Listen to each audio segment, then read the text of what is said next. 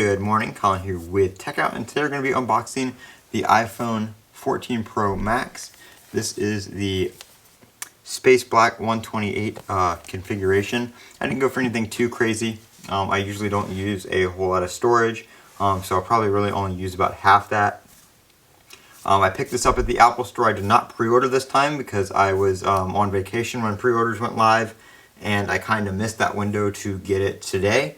So I decided I would go up to the Apple Store a couple hours before they open and take my chances, and it turns out it paid off. It was a very good experience up at the Apple Store. They opened at 8, and I was out by 8:15, and I got there about 6:15 and got in line. There were about 20 people in front of me. They came out at about 7 o'clock, took everybody's what they wanted and let you know what they had. So you're kind of basically in, you reserved one at that point. So you didn't have to wait in line until 8 o'clock to find out they didn't have it.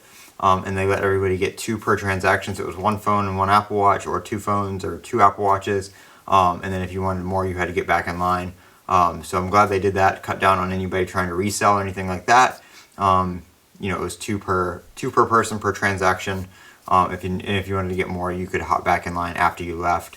So kind of kept it fair for everybody. They play music, handed out water, that kind of stuff. So very good pickup experience at the Apple Store. But like I said, this is the 14 Pro Max. We're just going to do a quick unboxing and take a look at it.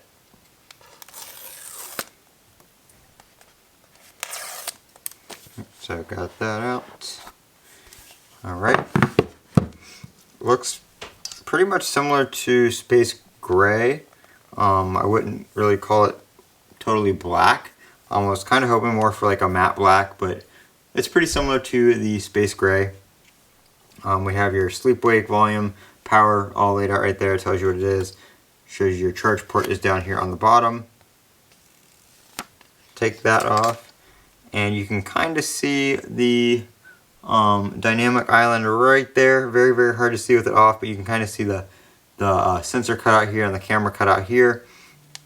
And then we have all your cameras and stuff on the back. Hopefully this will fit in my 13 Pro Max case until I can get a case for it. But I did get Apple Care on it and everything already at the Apple Store.